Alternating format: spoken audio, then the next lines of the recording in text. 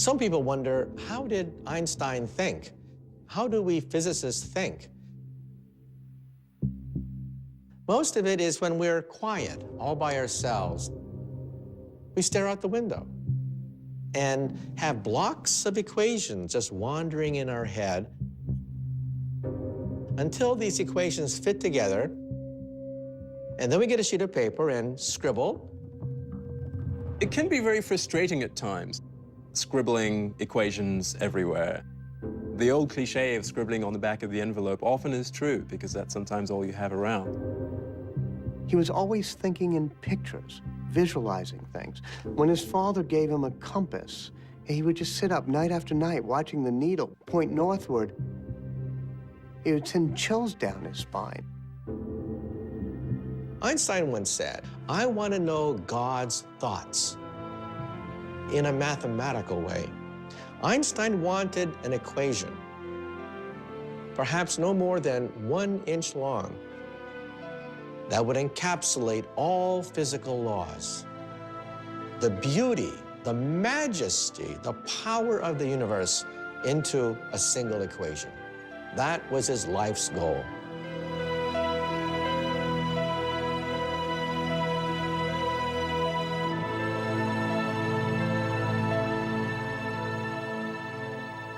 In 1900, Albert Einstein is a 21-year-old undergraduate at the Swiss Federal Polytechnic. That this young man will one day be synonymous with genius was something none of his professors would have predicted. He would cut class. The professors thought he was a goof-off.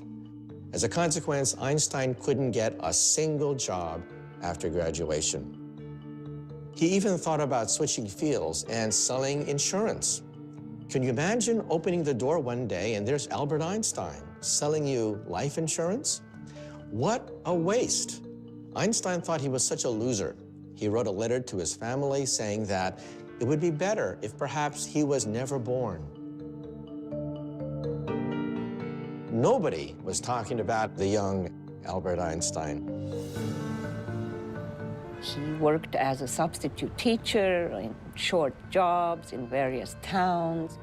Einstein's father tried to apply on behalf of Einstein for academic positions. And he wrote to a very famous professor and asked him whether he could use Einstein as a research assistant.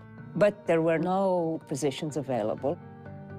His father passes away, thinking that young Albert is a total disgrace to the family.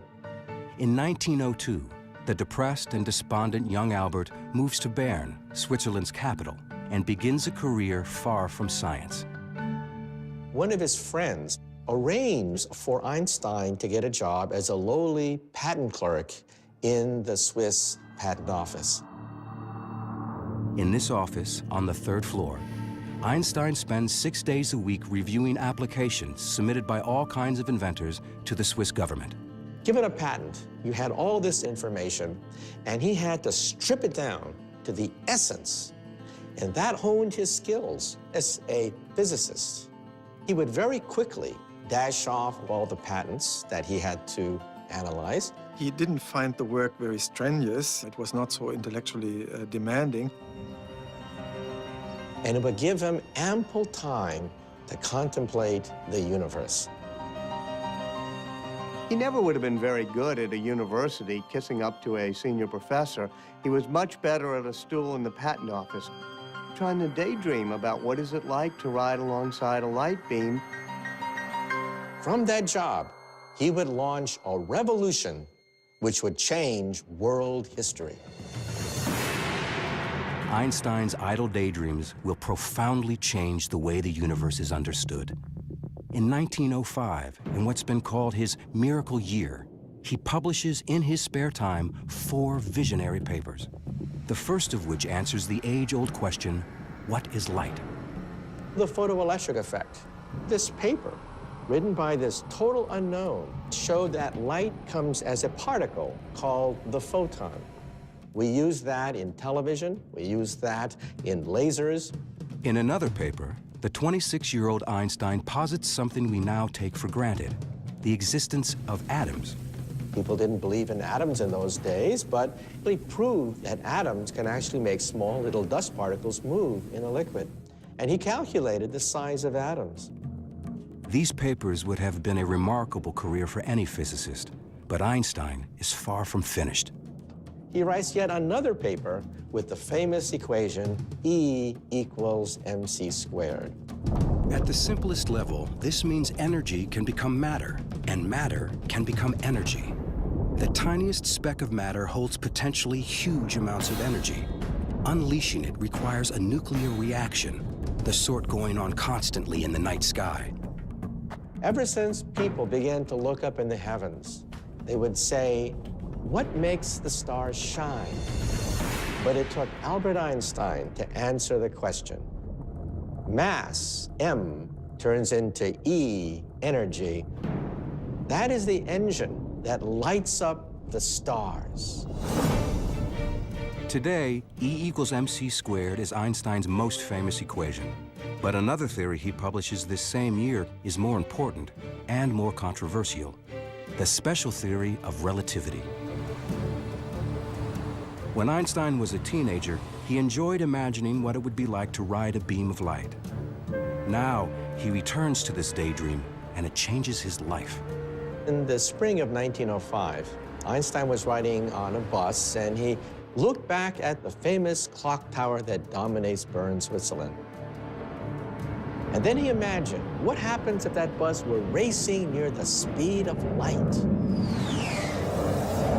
In his imagination, Einstein looks back at the clock tower, and what he sees is astonishing.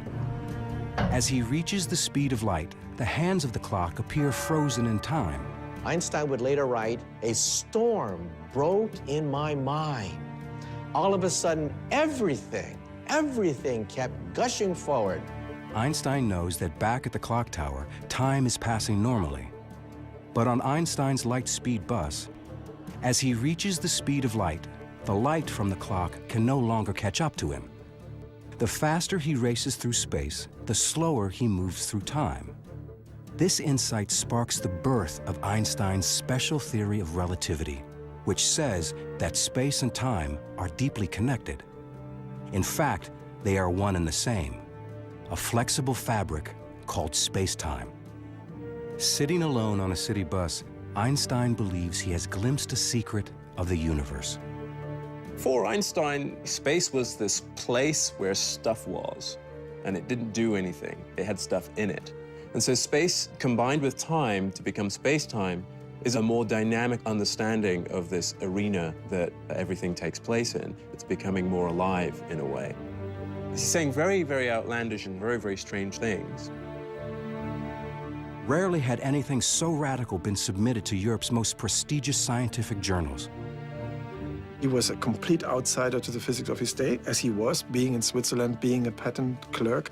And yet he was ambitious enough to think that he could challenge the whole of the established physics at the time. You always hope that there will be total euphoria, that everybody will say this is a huge step forward in the subject. But that rarely happens. Whatever one's concept of time, it passes slowly for Einstein at the patent office. He submits papers to important scientific journals, the best scientific journals, and hopes for the best. And the best doesn't come for a while. He was anxious. What was the reaction of the physics community to his great paper? Silence. Einstein got very depressed. 3, 4, 5 months must have felt like an eternity to him.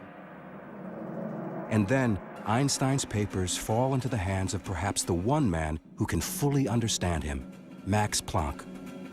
Max Planck is the greatest theoretical physicist in Europe. Planck was the editor of the Annalen der Physik in Berlin. The most important physics journal of the time. Here was Max Planck reading this paper from this unknown physicist. And Max Planck says, there is something here. Planck recognized immediately that this was an important paper from an important young scholar. The relativity paper was published in June 1905. That volume, number 17, is now one of the most famous publications in the history of science. At the time, Einstein wasn't even a scientist. He's still applying for jobs at colleges, high schools, always getting rejected. We call it Einstein's miracle year. It is certainly not a time that he would describe himself as a miracle year. Miracles convey a sense of something happening easily. I don't think that Planck knew that Einstein was a patent clerk of the third class. So he must have then become curious about who this unknown Albert Einstein in Bern was. This unknown Einstein is in fact the father of a 1-year-old son and husband to a quiet and serious fellow student from the Swiss Polytechnic, Mileva Maric. When he was at the Polytechnic in Zurich, he was quite a ladies' man. He would play his violin at ladies' luncheons and cocktail parties, so he knew quite a few young women in his day. But Mileva caught his eye. Mileva is the only woman in the class. Here was a physicist. He was smitten. In a temporary detour from their shared scientific passions, Albert and Mileva are married in 1903. A year later, their first son, Hans Albert, is born. The Einstein family lives in this small 2-room apartment in the Swiss capital. The rather limited circumstances in which they lived were not what he would have hoped for at this stage in his life. Mileva had always wanted to be a great physicist, but she flunks her exams at the end of her terms at the Zurich Polytech. She becomes a sounding board on all the great miracle year papers of 1905, especially the special relativity paper. She helps type it up, she helps check the math, but she ends up being a housewife. Einstein is trying to do his scientific work at the same time that he's working 6 days a week. In 1907, Einstein agrees to write a new article explaining special relativity.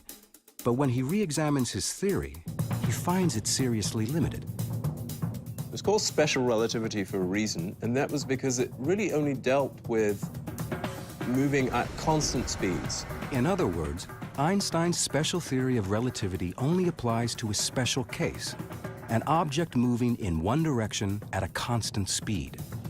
But Einstein wants to understand the real world, and the real world doesn't work that way. Einstein realized that his theory failed for accelerations. But in our universe, everything accelerates. On a bumpy road, jet airplanes, on a subway car, everything's accelerating. So there was a defect in special relativity. On Einstein's imaginary journey, if his speed varies at all, his theory, his notion of how objects behave in time and space, falls apart.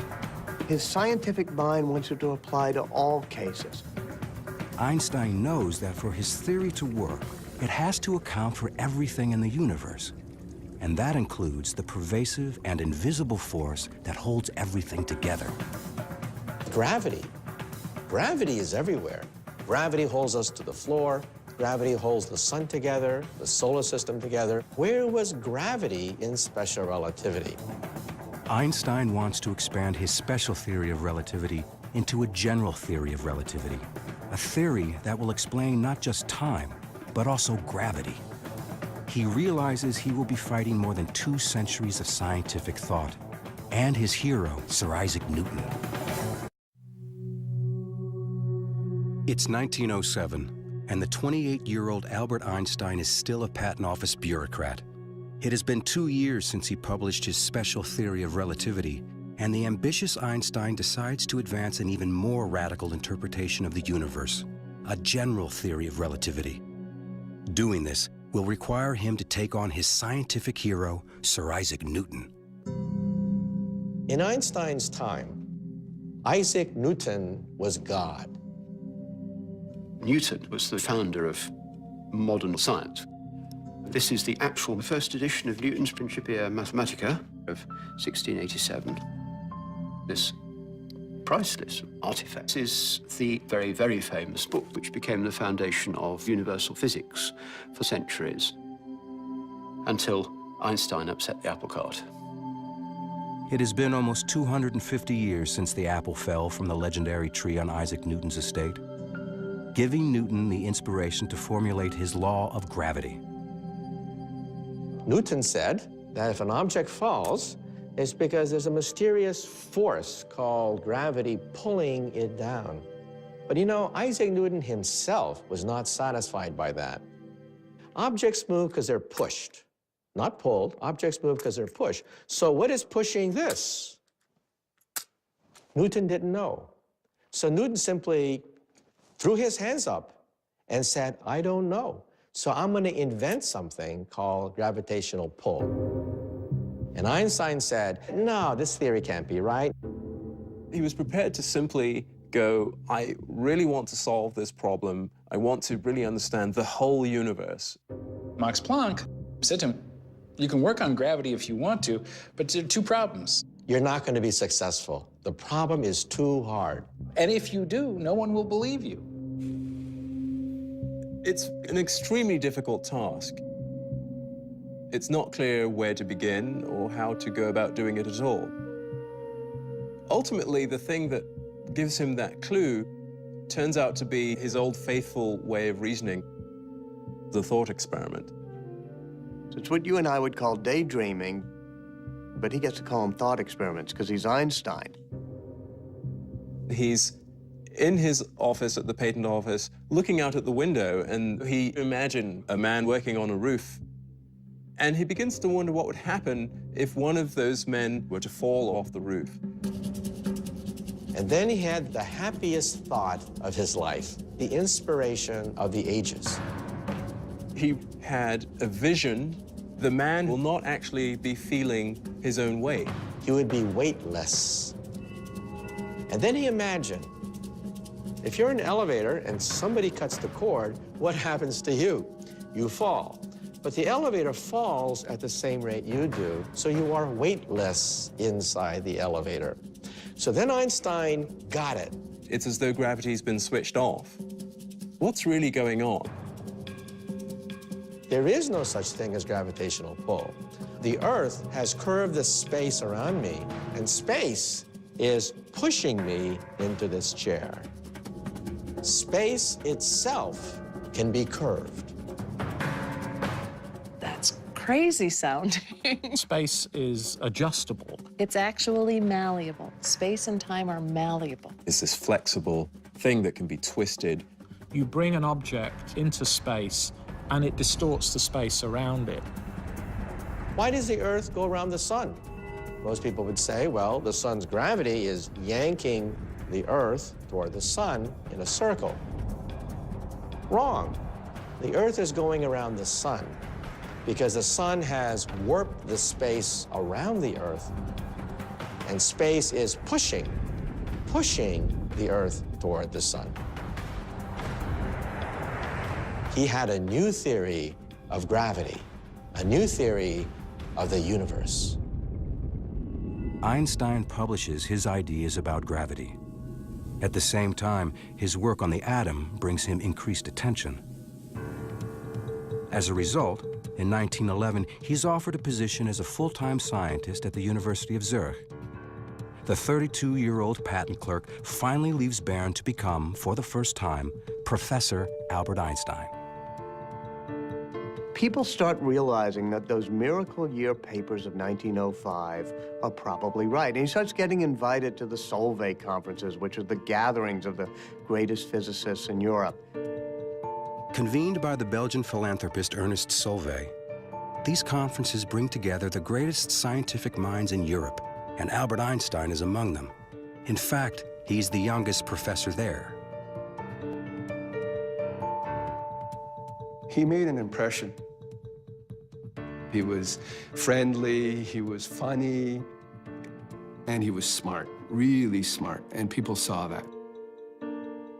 That was also a moment when Mileva must have perceived that she was still part of this small Bern world, whereas Einstein had become part of a bigger world. She writes these plaintive letters saying, tell me about it. I wish I were there. I would love to meet these great scientists. It was always my dream to meet these great scientists. She became jealous of not only the other physicists, but of physics itself. Einstein's lectures become the talk of scientific Europe, and he's invited to speak in Berlin, capital of the country in which he was born. Berlin at the time was the most vibrant city in Central Europe. Einstein hadn't been in Germany since he left at age 15 to avoid the draft. He renounced his German citizenship the next year. While Einstein was in Berlin, mainly to visit colleagues, he was also invited by a cousin. A first cousin named Elsa Einstein. They had known each other as kids, but Einstein had lost track of her. Living on her own, had divorced, she had 2 daughters. She's just the opposite of Mileva. She's not a scientist, she's not an intellectual, but she loves making big old dinners and taking care of Einstein. They liked each other's company, taking long walks, looking at the boats, and he must have been fascinated by her. Einstein returns to Zurich. They exchange fiery love letters. And at one point, it becomes so strong that Einstein says, please don't write me anymore. This isn't going to work. He must have felt that this was an overcomplex situation, even for an Albert Einstein. If the mysteries of the heart elude Einstein, the mysteries of the universe trouble him even more. The curvature of space and warping of space-time, and you scratch your head. He has now been struggling for 4 years to more fully develop his general theory of relativity. His theory of relativity is so complicated that very few people can understand it. Somebody's got to test it. It's not a testable hypothesis. It's not science. It's science fiction. Einstein knows he's on the right track towards solving his theory. Now he must find a way to prove it. It's 1911. For 4 frustrating years, Einstein has struggled to perfect his general theory of relativity. His theory won't be accepted until he can demonstrate this radical concept. Suddenly, he is struck by an idea. If he can shine a beam of light through an area where space is curved, then according to his theory, the beam of light will actually appear to bend. Light only knows straight lines. What's bent is space. What could have enough gravity to bend light so much? Well, what about the sun? 300,000 times more massive than the Earth, the sun is the perfect object for Einstein's experiment. But how can anyone shine a beam of light around the sun? He says light from a distant star, as it passes right next to the sun, and the sun's gravitational field will be bent. Because space is bent around the sun. But even if Einstein is right, he'll never be able to see it happen because the sun is just too bright. Except, when is the sun covered so that we can see what's around it without being blinded by the light?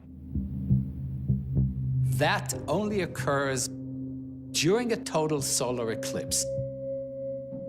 Here's the sun, and it's blocked by the moon, and suddenly all the stars come out. He figured if you have the sun here, and there's stars way back here, and the light's coming in toward you, it will bend slightly. So to your eye, you think that the stars had gone out like that. Light going around the sun. That's something that even his mother could understand. Nobody actually was willing to say without doubt, this is the truth, until somebody can prove it by taking a picture. So who do you turn to? You turn to the astronomers, the astrophysicists.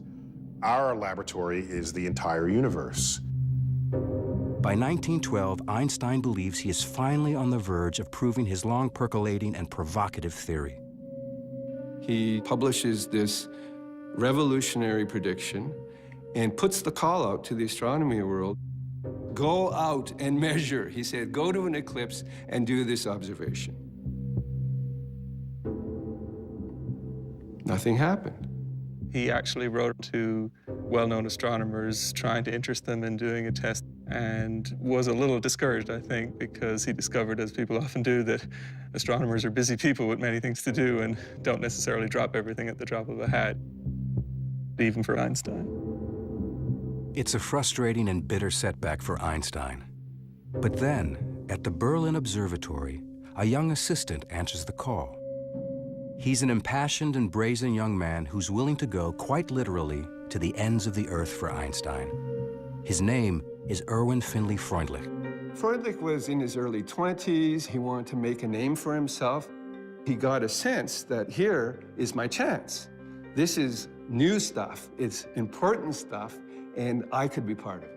I've seen the letter that goes in the other direction from Einstein to Freundlich, and it's all filled with this excitement. You astronomers can do great help to me by finding proof of the relativity theory. And that's Einstein, the human being, who is trying to get somebody to do things for him because he needs him. He finds out from Freundlich that he's getting married to his girlfriend, Katja. And they're going to honeymoon in the Alps. So Einstein says, come to Zurich and let's meet. Freundlich is on his honeymoon with his bride, and he goes to meet Einstein. He's looking for him out the window, and there he is. There's Einstein. He can recognize him because he's wearing this straw hat, and he's standing out like a sore thumb. And this is the famous Einstein that he's corresponding with this prediction and this great opportunity.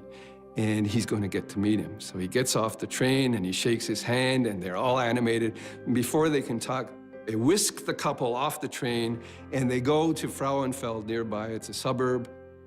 To their surprise, the newlyweds are spending their honeymoon in an auditorium, listening to Einstein speak. And in the middle of the lecture, Einstein says, we need this eclipse test, and the man who's going to decide is sitting in the audience. His name's Erwin Freundlich, and there he is, and everyone looks, and Freundlich has to stand up and be recognized. And so Freundlich was thrilled, you know, this recognition at this great meeting. On the way back to Zurich, Einstein engages Freundlich in an intense discussion about gravitation while the new fiancée, Katja, just looks at the scenery.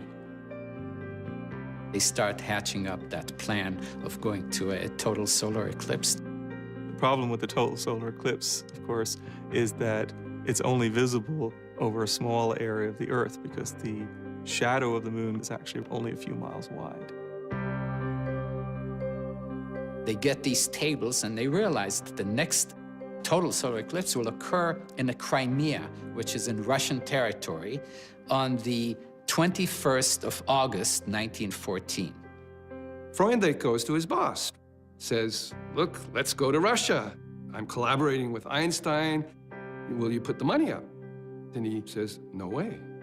He just refuses. Einstein is absolutely furious. Reaching beyond the European scientific establishment, Freundlich writes to the director of the Lick Observatory near San Jose, California, a rugged outpost of American astronomy. It was a community living on the mountain. They all had their families, their wives were there, their kids were there. They were depending on each other for survival. For many years, it had the largest refracting telescope in the world. But most importantly, it has William Wallace Campbell, a pioneer of eclipse photography. In the 19th century, eclipses used to be attended by astronomers who just did visual observations. I saw this, I saw that. They would draw diagrams, and if people disagreed, it was one guy's word over another. Photography meant you can actually capture what was happening and do precise measurements. Campbell pioneered that technique in the early 20th century. Freundlich writes a personal letter to Campbell. He says, there's going to be an eclipse in 1914. Why don't you come to Russia and let's do this? So there's this wonderful correspondence between Campbell and Freundlich, the senior doyen of California astronomy and this little pipsqueak of an assistant in Berlin who's doing this against the will of his boss. They will be the first to either confirm or to discredit Einstein's new theory of gravity. This was an important observation. Campbell had a fever in him. He saw fantastic opportunities for Lick Observatory and for America. And he says, I'm going to get this sucker. This is a tough problem, and I'm going to be the one to crack it. Meanwhile, opportunity is knocking on Einstein's door.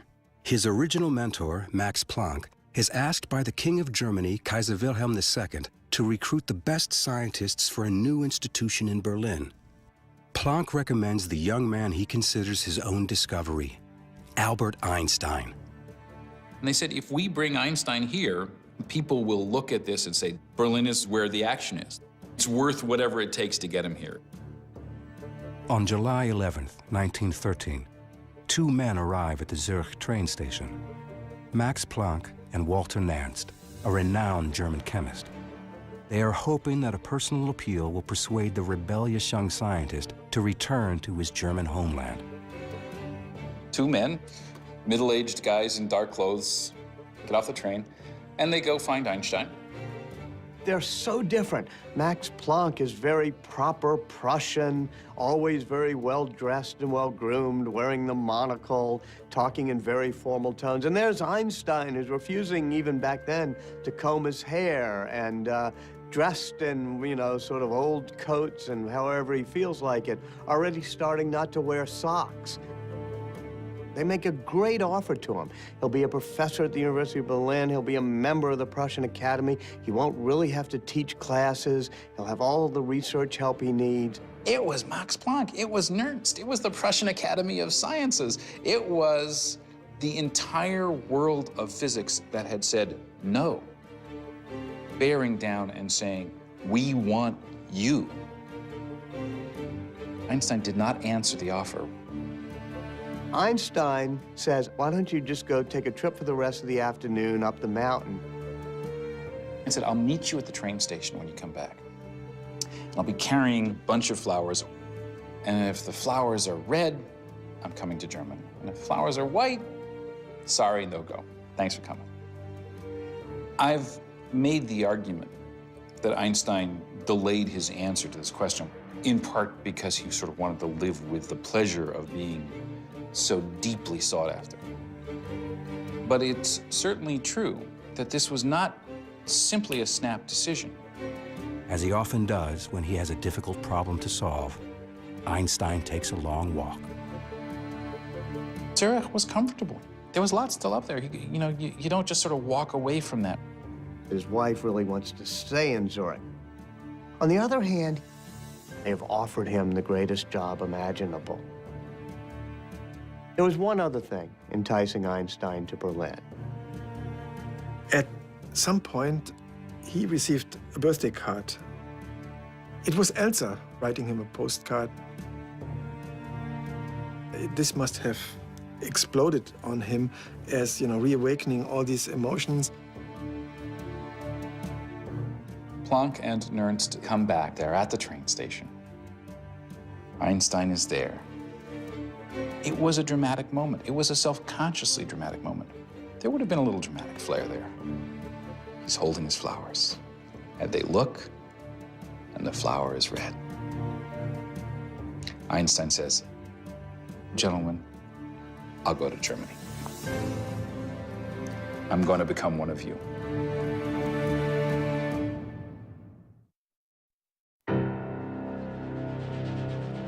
By April 1914, Einstein's world is looking brighter.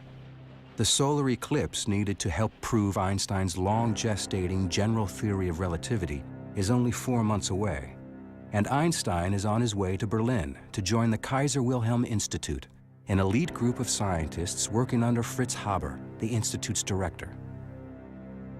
Fritz Haber was one of the greatest chemists of the 20th century. He developed a process that could be used in producing an artificial fertilizer with the help of which millions could be fed. And he was a hero. Haber and his family host Einstein's wife, Mileva Maric, while she looks for an apartment for herself, Albert, and their 2 children. Haber observes that resettling in Berlin seems to be unsettling relations between Einstein and his wife. Mileva always was a brooding and somewhat despondent woman. And in Berlin, it gets much worse. He's dallying with his cousin, Elsa.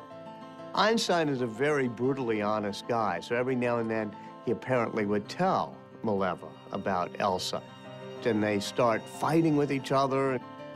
Not surprisingly, the man who approaches the universe in a unique way has a rather unconventional approach to married life. Einstein gives Mileva an ultimatum. If you want to stay married to me, you have to do the following things. It's a contract. It says you have to bring me my meals in my room. You have to speak to me only when I want to have conversation. You're not to expect intimacies from me. More power to her. She doesn't sign this contract. She decides, no, I'm not going to go for that. She goes and stays again with Haber and his wife, Clara. In that time, Haber is sort of a go-between and is negotiating. He's trying to hold them together. He's the one who keeps seeing if maybe they can come to an accommodation. They both respect him. But Haber's best efforts to save the Einsteins' marriage are a failure. The decision to split is finally irrevocable, and Einstein says it's not going to happen. Lacking enough money to support two households, Einstein makes Mileva a brazenly self-confident proposition. He offers her a deal. He says to her, one of these days, one of my papers will win the Nobel Prize. If you give me a divorce, I'll give you the money. Now, this is an amazing sum of money. She could end up very wealthy, and she could move back to Zurich with the kids. He is sure he's going to get a Nobel Prize. Mileva's not quite sure. She's a scientist. She calculates the odds. She consults with Fritz Haber. She decides to take the bet. Mileva takes the two young boys, and Einstein accompanies her, along with Fritz Haber. Einstein has to go to the train station, say goodbye to his boys. And he starts crying. Haber's never seen him cry before. This was a really quite devastating moment for him, and Haber was the man he was with, sort of holding him up through this moment. Einstein has staked his children's future on winning the Nobel Prize, by no means a sure bet. He is dependent on Erwin Freundlich and William Campbell to bring him photos of the total solar eclipse so he can see how the stars seem to move. Shortly before saying goodbye to Mileva and the boys, Einstein has another farewell at the Berlin train station. There is Freundlich with his two buddies about to leave Berlin. Einstein is there. He's very, very anxious. Freundlich and two of his colleagues are lugging 4 astronomical cameras and cumbersome equipment on a long and treacherous journey. They're going to take a train and go all the way to the Crimea in Russian territory. Freundlich and Campbell hope to maximize their chances of good weather and good eclipse photographs by camping in different sites. Freundlich's party sets up in southeastern Crimea. Campbell locates near Kiev. They are both determined, despite the frightening and spreading rumors of a world war. Then the worst happens. On June 28, 1914, the Archduke Franz Ferdinand of Austria is assassinated. The German Kaiser declares war on Russia, and Einstein's eclipse expeditions are suddenly in jeopardy. Einstein is really worried. Einstein has no way to warn them. Didn't know what was going to happen. And then, deep in the Crimean forest, the war comes to Freundlich's camp. Freundlich suddenly sees some uniformed Russian officers coming to his camp and asking him for his papers. Heart starts going beep, beep, beep. Russians come over to see what they're doing and realize these are Germans with a telescope. And they start tearing down his equipment. Get off my equipment. I have to observe an eclipse. These are our possessions now. Your country declared war on us. You have nothing to say. They arrest them immediately. There's no questions asked, and they are considered spies. Herr Freundlich, you are now a prisoner of war. What? Campbell, an American, is neutral. And the Russians allowed them to continue to observe the eclipse. They had come all this way, spent all this money, survived the fact that war broke out, and clouds ruined their plans. Total failure. Not only does Campbell fail to get his photograph, but he is forced to abandon his state-of-the-art equipment. Because he is an American, Campbell is not arrested, but he leaves for home a defeated man. Campbell says one wants to come home by the back door and see nobody. Einstein in Berlin is shattered. The expeditions are failures. Freundlich and his team spend several months as prisoners of war in Russia. For Einstein, it is a disaster. Proof of his most revolutionary theory, general relativity, is slipping between his fingers.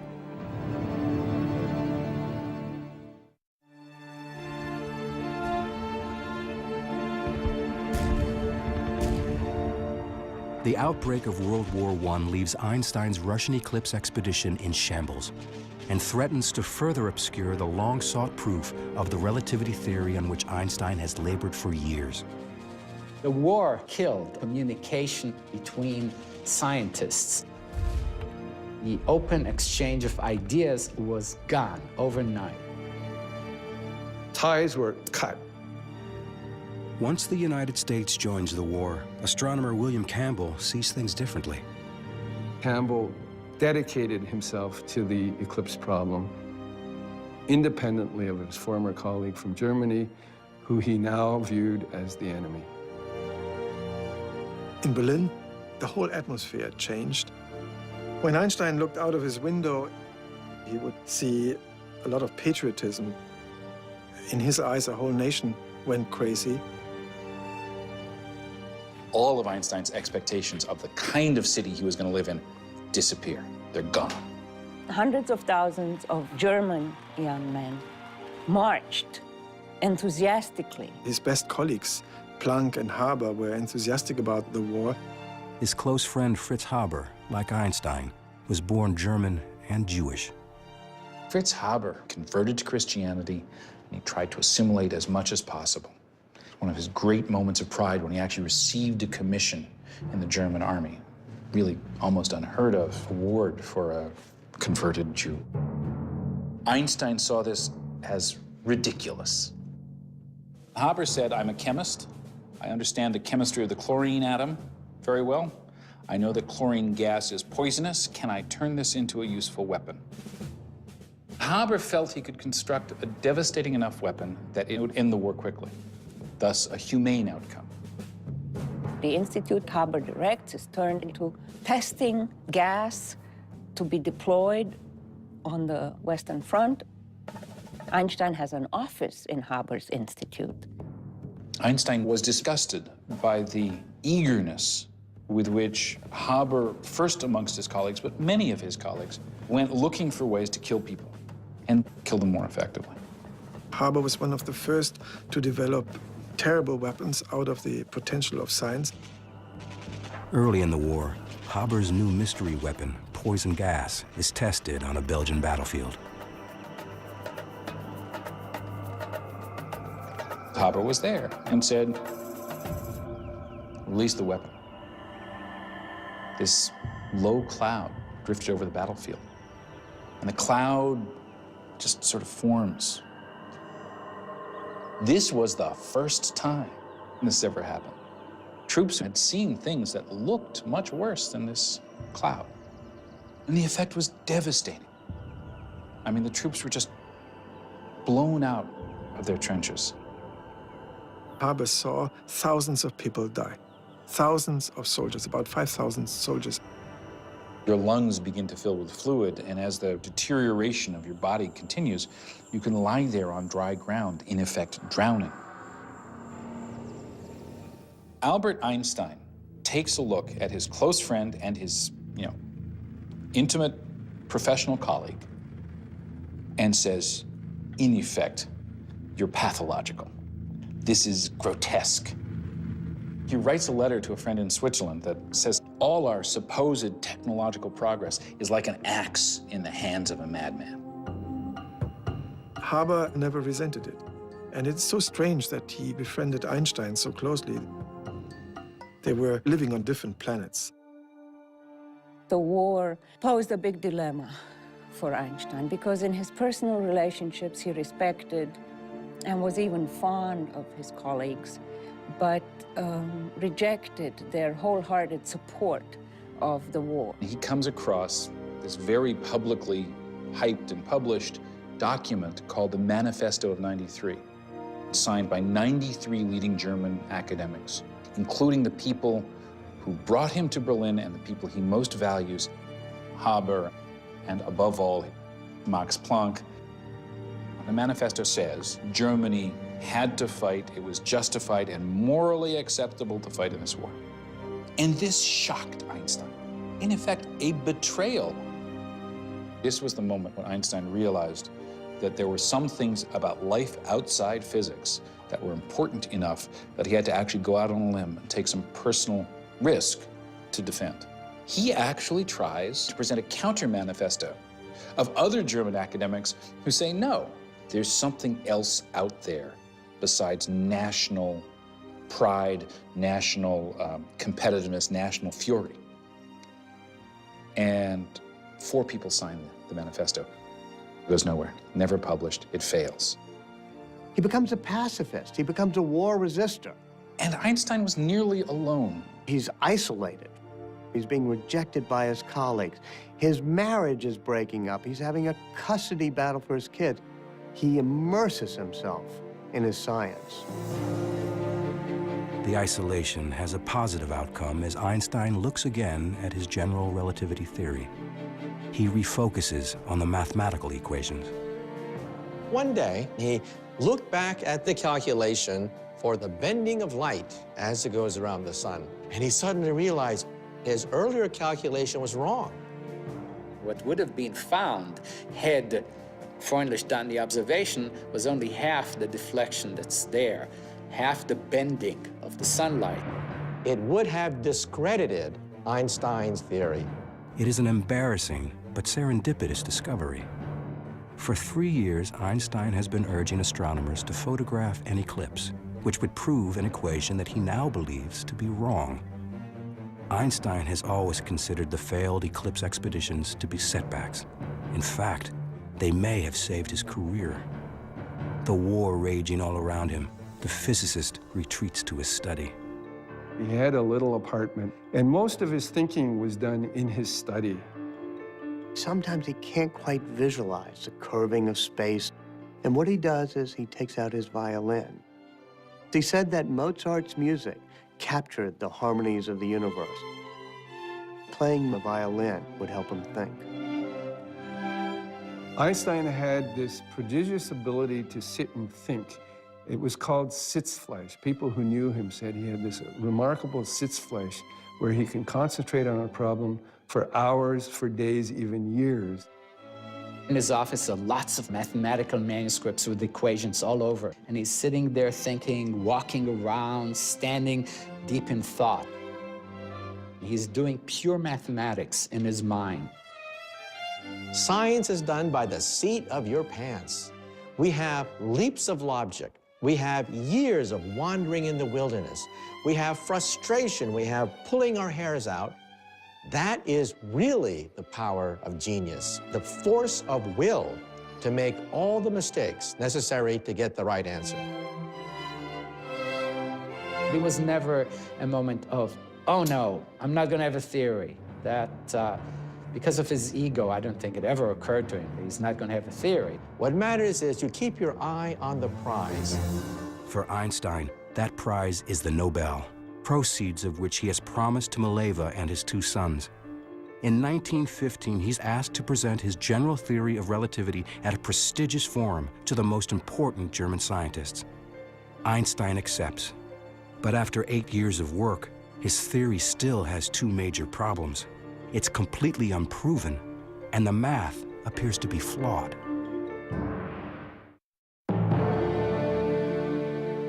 After nearly a decade of work, Einstein's general theory of relativity is still far from finished. His math is wrong, and without the correct calculation, his theory can't be proven. And now he's scheduled to deliver a paper to the most prestigious scientific gathering in Germany. Prussian Academy, it's a very formal place. It's a place that knows how distinguished it is and how historically significant it is.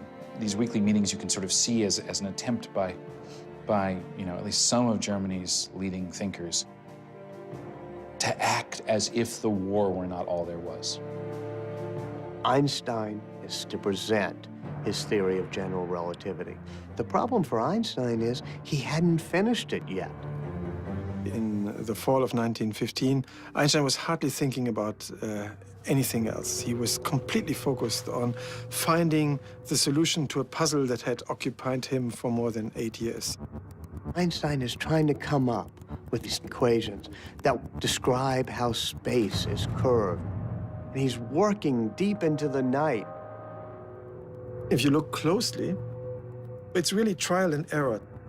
You're not seeing a mathematician who just, throws the ideas, perfect formulas onto the paper of the notebook. He cancels everything and says nonsense. These terms disturb. So he's sort of talking to the math. Sometimes he turns the notebook around and then he, throws it away with disgust. It can be a real blow when an idea you've been working on doesn't work out. This gut-wrenching feeling. Since discovering his math error, Einstein believes he is making real progress. His equations are nearly complete. He accepts an invitation to speak at Göttingen University, essentially a dress rehearsal for the Prussian Academy. Einstein is up at the board writing his equations and trying to describe his problem. In the audience is one of the greatest mathematicians of all time, David Hilbert. Hilbert sits there and listens very carefully to Einstein. He thinks, I can solve the problem. I can do it better than Einstein. There's always this worry that you might get scooped. You become a little bit paranoid, or sometimes a lot paranoid. There's always this feeling I have when I have a good idea, which is that, well, if I've had this good idea, that probably means that someone else is going to have or has had this good idea too. Einstein goes back to Berlin, and Hilbert goes into his own office. And Hilbert sits there and thinks and tries to race Einstein to the big prize of general relativity. He was one of the greatest mathematicians of his time. A controversy between the two giants, a giant of physics and a giant of mathematics. Hilbert, the nasty guy here who thinks he can beat Einstein, starts working. Hilbert thought that physics was much too important to be left to the physicists, or the mathematicians should take care of it. Stakes are very high here. All or nothing. To unlock the secret of light, to unlock the secret of gravity. Nobody can ever say that Einstein is not a fantastic mathematician, because at that moment, the problem is distilled into pure mathematics. Several times, Einstein thought he had it. When he submitted one of the versions to the Prussian Academy, he wrote his son in Switzerland, you will later understand that this was a great day that changed history, and your father was, producing it. But it turned out again to be an erroneous version. He had to change it a week later once more. He had tried many alleys before, and they turned out to be dead ends. How long do you wait developing this idea, writing the paper, working out all the consequences before publishing it? Einstein had to be really afraid that Hilbert would actually take over the whole game and publish the final equations of general relativity before him. All of a sudden, he discovered that several pointers all seemed to point in the same direction. Einstein remembered that he had given up a very radical solution that he had stumbled upon already in 1912, and that he had then discarded because it looked just physically too unfamiliar, too unacceptable. But now, after he had tried out all these other alternatives, he was ready to return exactly to that equation, back to an equation that he had earlier considered and then discarded 3 years before. You realize that you've been wrong in a real flash of inspiration because you realized what you should be doing. He had it all in his drawer. And that's, of course, then a glorious moment. There it was, the equation that he had discarded, and now it looked much more promising, much more useful than it had in the winter of 1912. It isn't always a dark time when you realize that you're wrong. Sometimes it's a wonderful time. The excitement for Einstein comes with the realization that the answer for his new theory can be found in an old astronomical riddle. Einstein began to look at a mystery that had puzzled astronomers for generations. According to Isaac Newton, the planet Mercury should be going around the sun like this. But it was known for quite a while that the orbit of Mercury deviates from Newton's laws of motion. It tilts a little bit. So the orbit, instead of going like this, begins to tilt. And it begins to make a pattern like the petals of a flower. Einstein realizes his thoughts on gravity might explain Mercury's orbit in ways the Newton's law could not.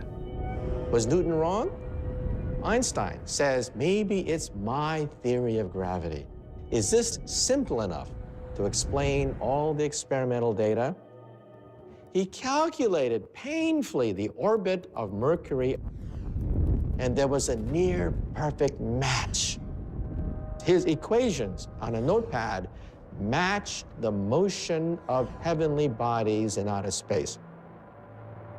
He has heart palpitations, and he suddenly realized, oh my God, the theory is correct. He was so filled with joy that he couldn't make his brain focus. And for Einstein, that's a big deal. He finally gets the equations right, just as David Hilbert does. There's a little bit of a dispute. Who got the equations first? There's a lot of rancor at that moment. Einstein gets so hurt. Hilbert was very gracious. He says it's Einstein's theory. Einstein deserves the credit. He is victorious. The theory is Einstein's. On November 25th, 1915, a momentarily triumphant Albert Einstein holds in his hands what he believes is the final equation for the general theory of relativity, his theory of gravity, just in time for his presentation at the Prussian Academy. He goes to the Academy and he speaks. Not for very long. It's a short paper. With that, you have the general theory of relativity, which describes how space and time tell matter and energy where to go. Matter and energy tell space and time how to look. Utterly different view of what our universe is like. Who knows how much applause he got? Nobody does.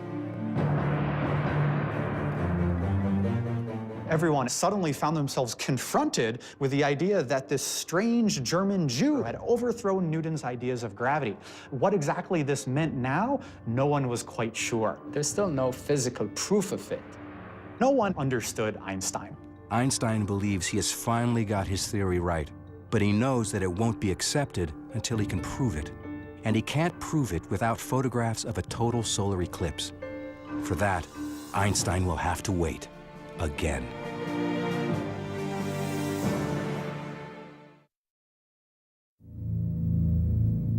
Einstein publishes his completed general theory of relativity in 1916 with the corrected mathematical equation.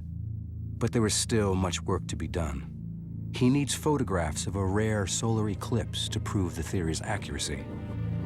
But in war-ravaged Berlin, now under blockade by the British, even the basic necessities of life are hard to come by.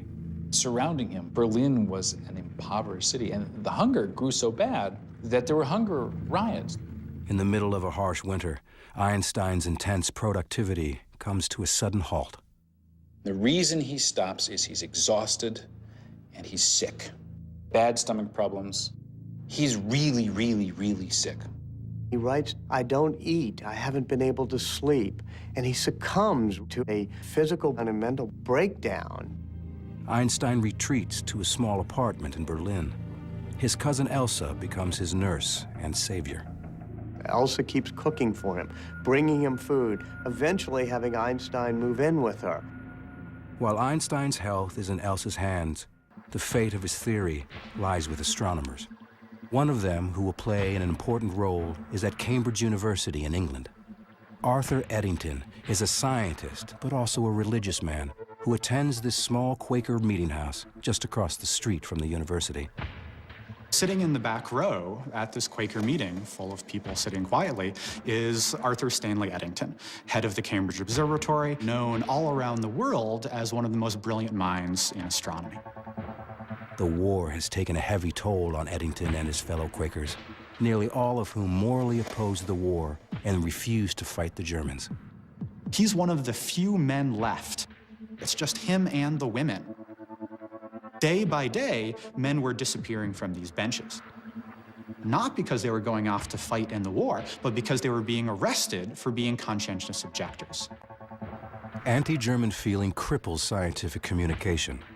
Eddington knows nothing of Einstein's new theory until February 1916, when he receives a package from a colleague in the neutral Netherlands, astronomer Willem de Sitter. Inside is a copy of Einstein's paper that de Sitter has translated into English.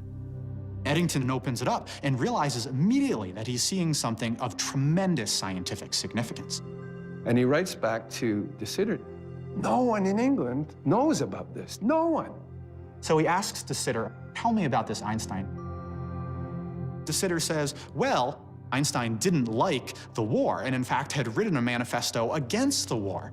And when Eddington hears this, he says, this is perfect. This is so important, we have to do something with it.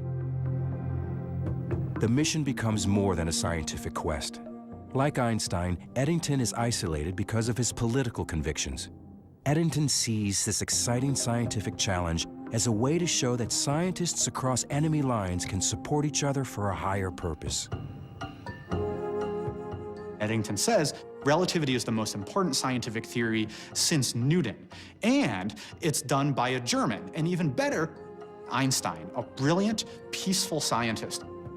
He wanted to stand up there and show the world and show his scientific colleagues that an Englishman will stand up for a German. And the Eclipse expedition was the perfect opportunity. But the forces of interplanetary alignment may not wait for the war to be over. The next full eclipse will occur in June 1918, and it won't be visible in England, where Eddington is trapped by war. However, it will be seen in the state of Washington, practically in the backyard of a man who has been down this road before, William Wallace Campbell of California's Lick Observatory.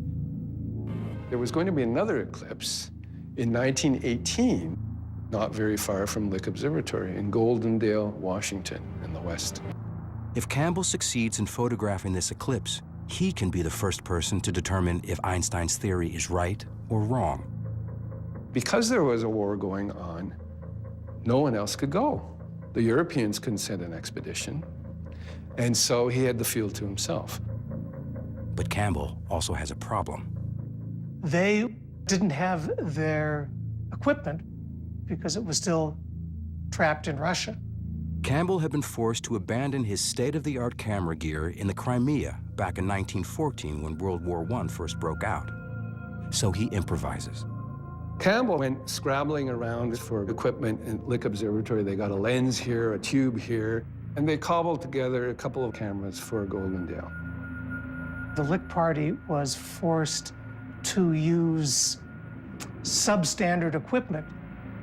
Campbell has no choice but to take the risk.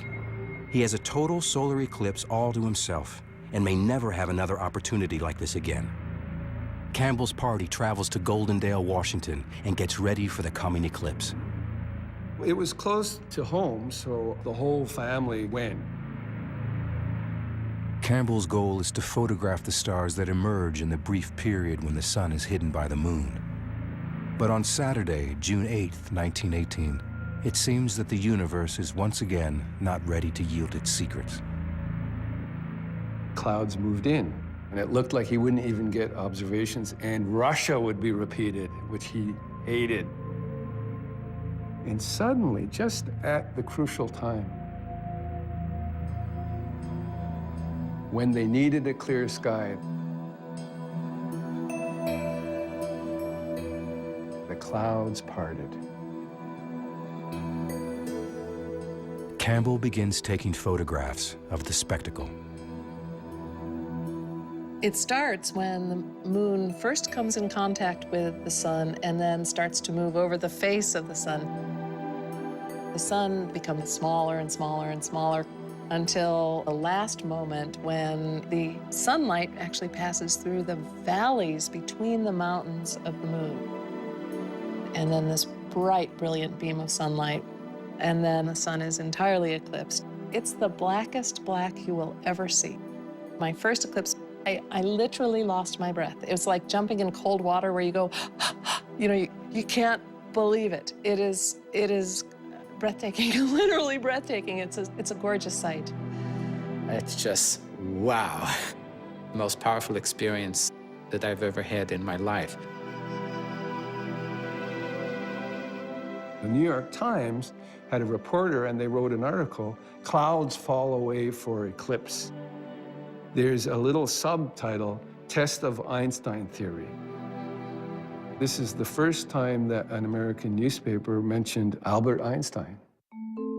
Campbell assigns his most trusted astronomer, Heber D. Curtis, to analyze the photographs to prove or disprove Einstein's theory.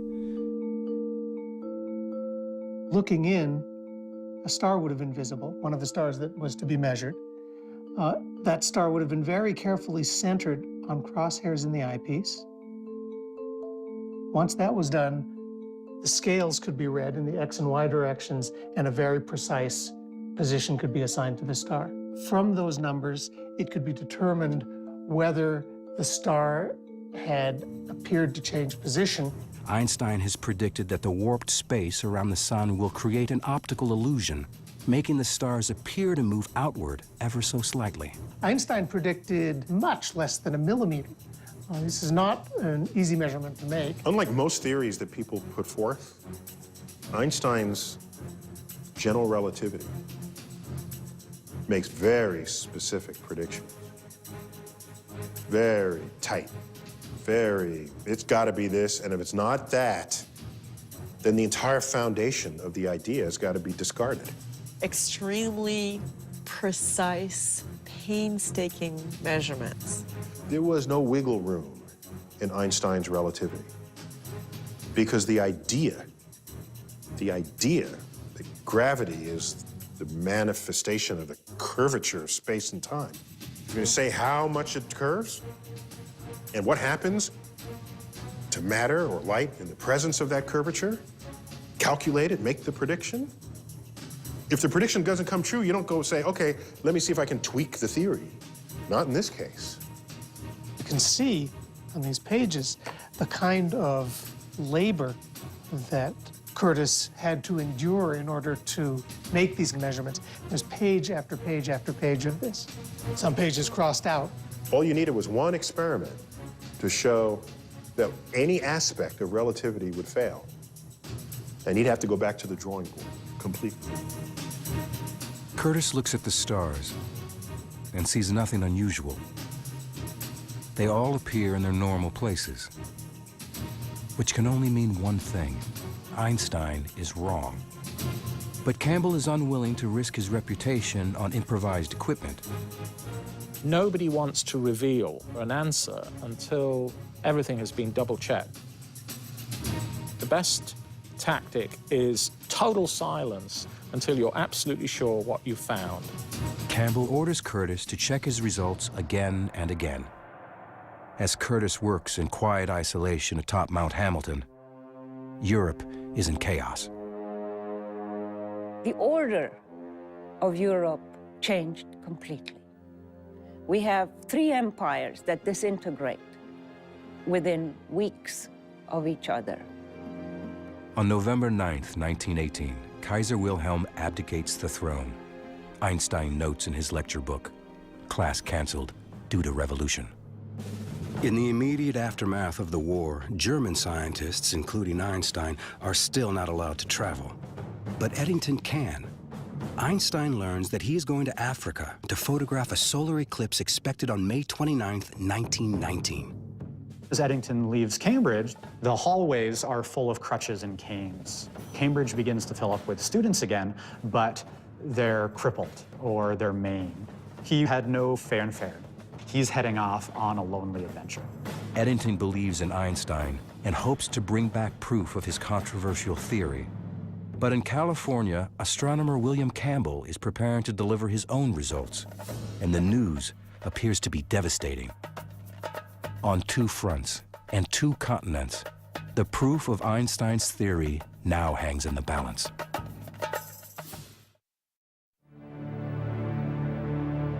It's February 1919.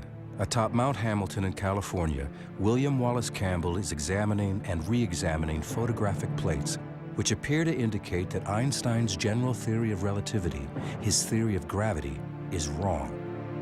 But Campbell has competition from British astronomer Arthur Eddington, who is on his way to photograph an eclipse in Africa. Eddington leaves Britain and heads south. He's in his late 30s. Travel in those days was not comfortable. This is the tropics, the height of summer.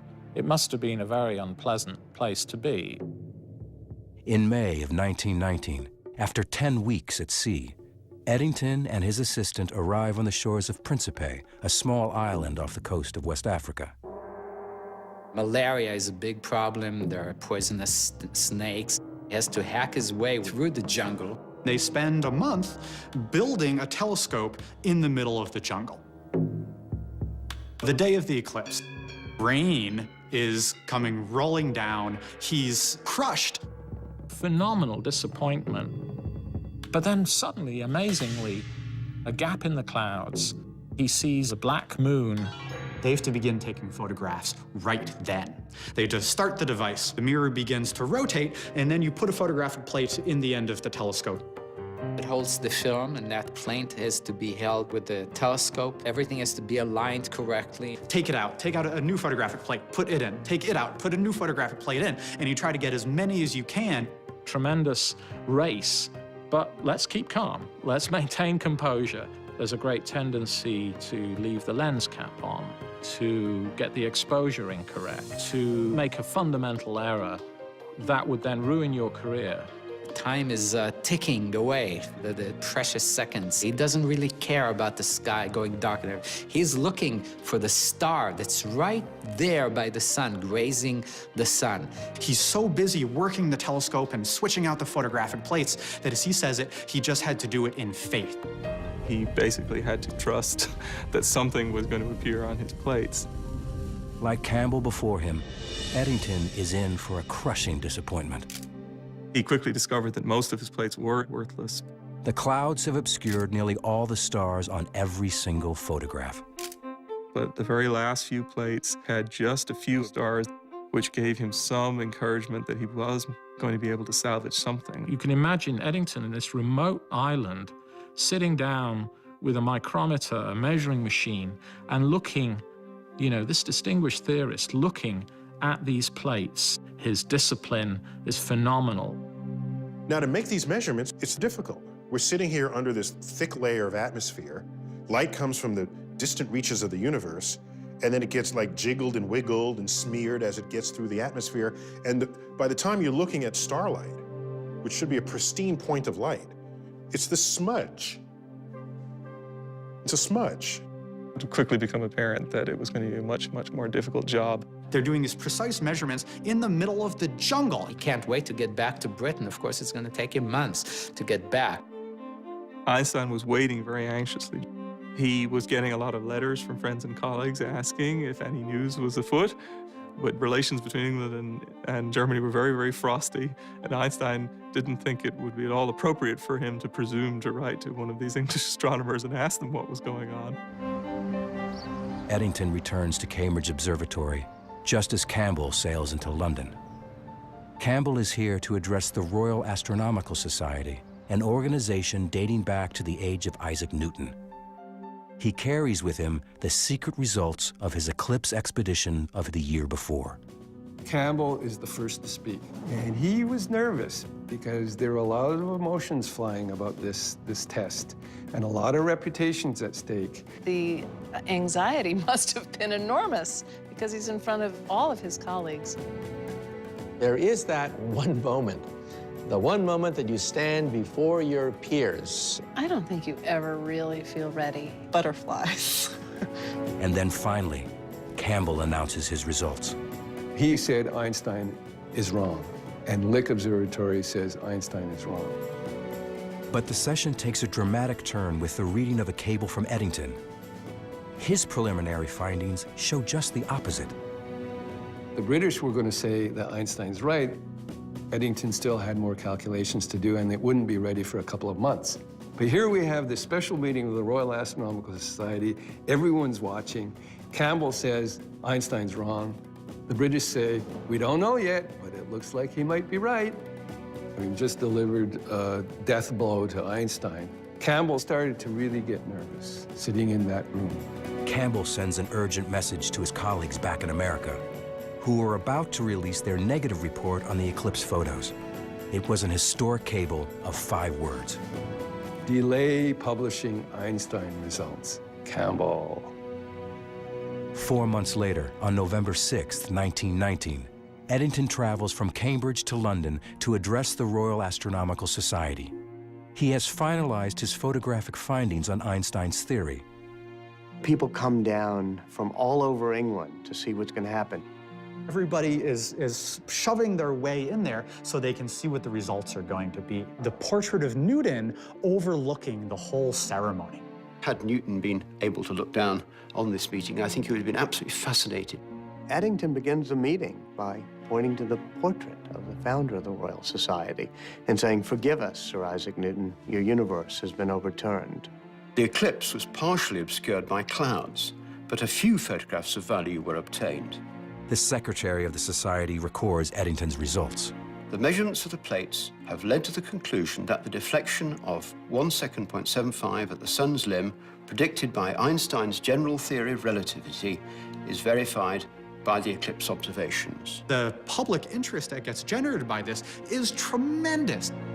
Outside of the scientific community, no one had even heard of Albert Einstein, let alone his bizarre theories. Now the public learns that everything they believe about the universe is wrong. The Times of London says, in effect, there is a whole new theory of the world. Ideas we've known for hundreds of years are wrong, and this man, this German scientist, Albert Einstein, has given us a new truth. The New York Times has one of the greatest headlines. Men of science more or less agog over eclipse observations.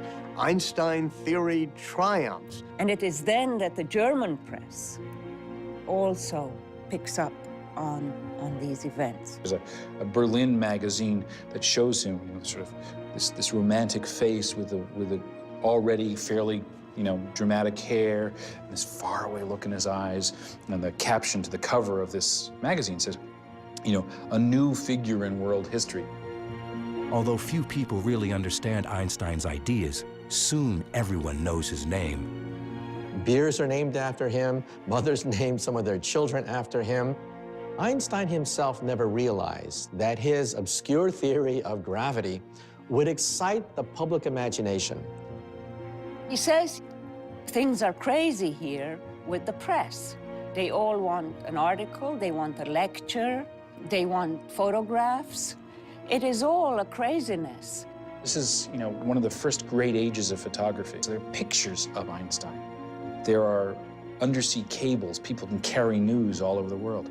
There are newsreels. You can see the man moving and talking. Without such freedom, there would have been no Shakespeare, no Goethe, no Newton, no Faraday, no Pasteur, and no Lister. But despite the public adulation, scientists still have their doubts about his theory.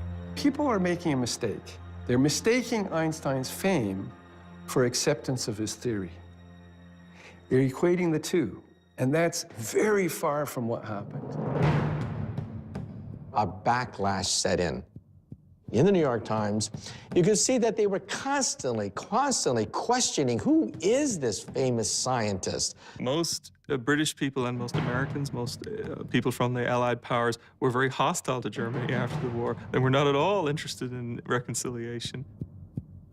So many people were saying, oh, Eddington was so motivated by the goal of peace and promoting international brotherhood. He was so convinced by the theory that perhaps He allowed himself to be a little bit biased. He's been criticized for fudging the figures. The photographic results from the two solar eclipse expeditions, Eddington's and Campbell's, result in a split decision. Another expedition will need to be mounted. Both Einstein, who has been trying to prove his theory since he first proposed it in 1907, and Campbell, who has been working on the problem since 1911, have tremendous personal stakes in the results. Now it was a matter of not just science, it was a matter of international reputation, it was a matter of personal reputation. This was personal. Campbell checks the charts and sees that the next best eclipse to photograph will be in Australia in 1922, more than 2 years from now. And it turns out, he will not be the only one to take up the challenge.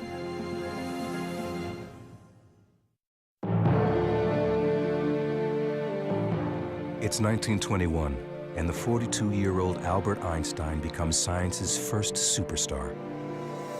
Einstein has this sort of victory tour of the world. In America, the newspapers are reporting as the boat goes across the Atlantic, Einstein is coming. There are 15,000 people waiting to meet Einstein in Lower Manhattan. This is for a theoretical physicist. He traveled all up and down the East Coast through the Midwest. Einstein is a total phenomenon. But more importantly for Einstein, the scientific community is still debating whether his theory is correct. And the more attention Einstein gets, the more his theory is thrown into doubt. Einstein is being exposed to increasing criticism of his theory of relativity. People said, we have to redo the test. In September of 1922, a total solar eclipse will be fully visible in Australia, and William Wallace Campbell sees an opportunity to set things right once and for all. He started making plans to completely redo his equipment. Completely redesigned entirely with this measurement in mind. This was the Cadillac of Einstein effect measuring equipment. The first eclipse point was the very, very, very westernmost part of Australia, in a place called 90 Mile Beach. But this time, Campbell is not the only one pursuing this goal. 7, count them, 7 expeditions went to Australia. The British sent an expedition. Freundlich led an expedition. It was the first time he had a chance since Russia. John Evershed, a British astronomer, was able to come from India. The Canadians sent an expedition, and 2 Australian expeditions went. Serious competition to Campbell. The British and Freundlich got clouded out. One of the Australians couldn't get any data. Their equipment was lousy. Poor Evershed from India had beautiful clear skies, but he had technical difficulties, so he got nothing. Campbell, now in his 3rd expedition, is much better prepared. He gets perfect results. And they showed, I think, 92 stars that the Einstein effect was not only there, but it behaved as Einstein predicted, very clearly, very unambiguously. This is one of the lenses which confirmed the theory of relativity. The light actually passed through this lens and actually fell on this plate. This stuff is way cool. I mean, this is the heart. The stars that could be seen around the eclipsed sun, here highlighted, showed just the deflection predicted by relativity. They nailed it. Einstein was so right. It is a proud personal achievement for Campbell and a landmark moment for science. The Lick Party finally succeeds, gets extraordinarily good results, and resoundingly corroborates Eddington's 1919 measurements. Now, who was the first person that Campbell sent a cable to with the result? Albert Einstein. He wanted Einstein to know, boy, did we vindicate you. Boy, did we show that Eddington was right, despite what all the scoffers are saying. For Einstein, this was a tremendous triumph. The eclipse expedition gives us amazing proof of something that looks theoretical, and yet it's very much part of our lives. They showed that space-time around the sun was curving. It was a whole new way of thinking about how gravity works. How strange is that? That's completely against our intuition. But it's what the data showed. And you cannot argue with the data. Nature agrees. Yes, Einstein, that's a beautiful theory. You're right. Finally, 15 years after he first proposed his radical general theory of relativity, upending more than 2 centuries of scientific thought, Einstein is victorious and vindicated. Almost. The Nobel Committee rejected him in 1919 and in 1920 and in 1921 because no one accepted the theory of relativity. Einstein had promised the money from the prize as part of his divorce from Mileva and his support for his 2 sons. Mileva has resigned to the divorce, living with the boys in Zurich, waiting for the money from the Nobel Prize to come her way. She's actually relying on it. Now, it's not until 1922 that they finally announce his Nobel Prize. And one of the ironies, he never gets it for the theory of relativity. Instead, Einstein receives it for the first of his Miracle Year papers, which describes the photoelectric effect. This work becomes the foundation for quantum mechanics and unlocks the secrets of the atom. To Einstein's former wife, Mileva, the prize means something more down to earth. She gets the money and she ends up buying 3 apartment buildings in Zurich. Mileva did not make a very good living from these investments, but she survived. For Einstein's cousin Elsa, who has nursed him through the bad times and waited patiently for years, there is also a victory of sorts. She has convinced Einstein to marry her. Great surprise. It was a strange marriage. Einstein had many lovers afterwards, and he never felt that this was sort of, the perfect way of life for him. But she loved being Mrs. Einstein. She loved traveling with him. She loved the prestige and the glory that came from being his wife. As the world recovers from a horrific war, it embraces a man with the obscure occupation of theoretical physicist and turns him into a global icon. Here you have the end of the most destructive war in European memory.